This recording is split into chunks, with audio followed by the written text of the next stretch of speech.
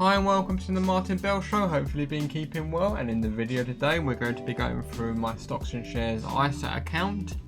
If you're not from the United Kingdom, or if you're not fully aware what an ISA is, a stocks and shares ISA is, basically it enables you to put in up to the sum of £20,000 a year into the stocks and shares ISA, and all capital gains and dividend payments are tax exempt, which means you can invest for dividends, and that doesn't account for your tax allowance.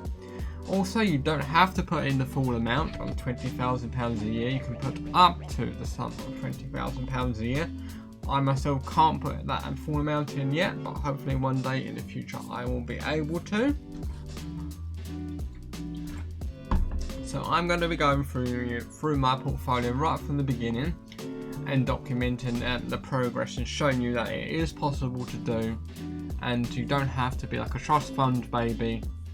You could be like an average Joe like me, that it is possible to become more financially free or more wealthy in your life, and prepare for later in life to give you more security and stability. One of the main reasons why before you invest is to maybe reevaluate or think why you're actually doing and what the purpose is and why. My main purpose is for security and stability, and it provides an income in my later years of life. And before I go any further, this video does not constitute as financial advice. I'm not a licensed professional. This is just for inspirational, motivational or educational purposes only. Please do your own due diligence and research before making any investments. Capital is always at risk, and you could walk away with less money than you put in. And please don't spend money that you can afford not to lose. So I have two investments open at the moment. As you can see, I've created a nice Excel spreadsheet, and I'll be showing you more of this a bit later as we grow and develop it further. So my first one I bought was when I opened this account with AJ Bell, that's who I'm with, is an income fund, and this income fund tries to yield around about 3 to 5%, and it tries to be conservatively moderate to produce income, and it tries to yield a 3 to 5%. I have it's not on the London Stock Exchange or any stock exchange. It's more of a fund which holds a variety of different ETFs. If you want to do further research into it, you can. And yeah, I haven't received a dividend payment yet. I haven't updated it. It's actually a monthly paying it's a monthly paying dividend. I didn't update that. As I have 208 units, and as I've tried to yield it at 3% at its lowest yield and its bought price, so I roughly should receive around about 17p every month if all goes well, and maybe a bit more. Things start to improve and things in life get better, and that does add up. So I do have 208 units of that. I will be purchasing more, and I do make sure that if you do invest, so make sure you print off all your paperwork and have a nicely organized for your own benefit, or hopefully, touch wood, and it does happen to you, your family members can find all your paperwork and it's all in order, neatly and ready for them to use if they need to. But it's also most important for your state of mind, that is to have your paperwork neatly organised, which I do. So the other one is the other day that I did purchase. I had a bit of spare cash in just sitting there waiting to be invested, and I thought, let's put an investment into a REIT, because I don't actually own any REITs at this moment in time. A REIT is a real estate investment trust, so basically it enables me to get into property without actually having to be a physical landlord myself and actually having to do physical landlord stuff. So it's all done for me. I may not get as good as a yield, but then again, I don't have the stress and the hassle. That is all done for me. And it's a developed market property fund, and it has to yield, I think, over 2%. All the REITs is a basket of REITs, and they all have to yield an annual of over 2%.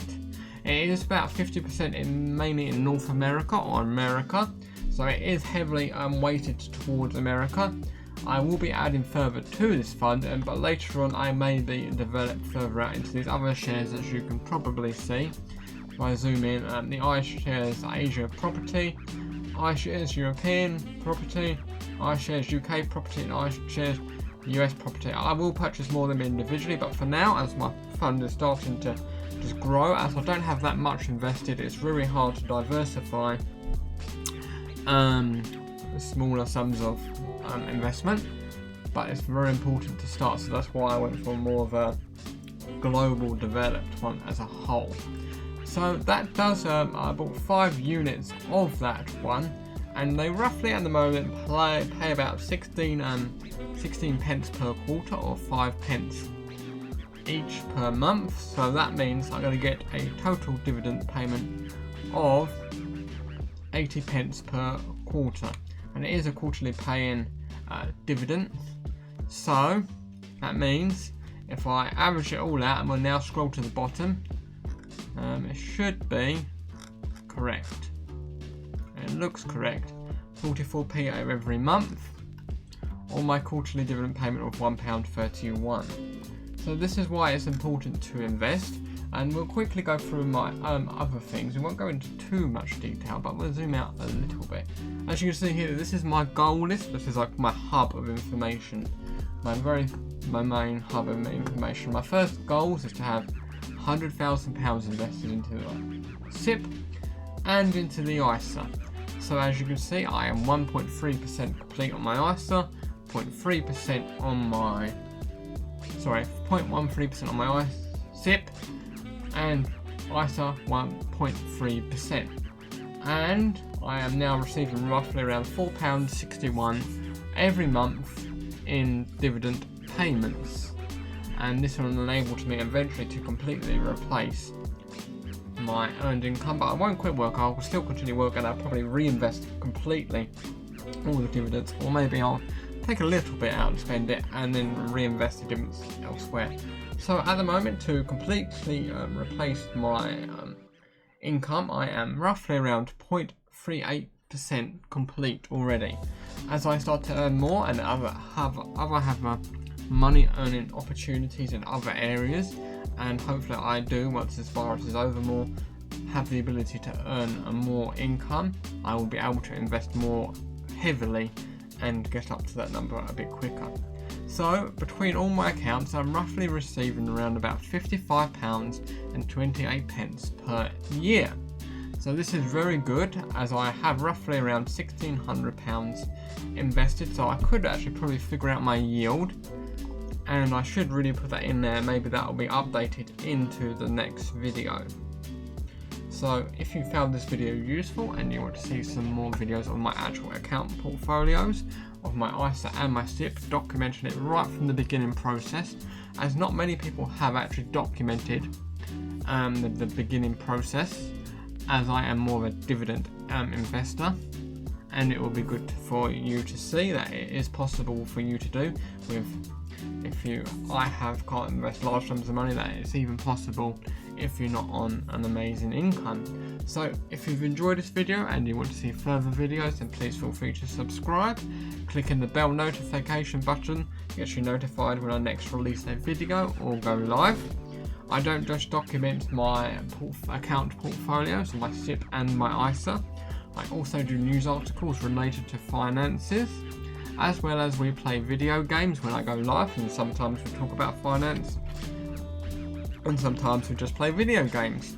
So if that all sounds good to you, then please feel free to subscribe, and I'll see you then.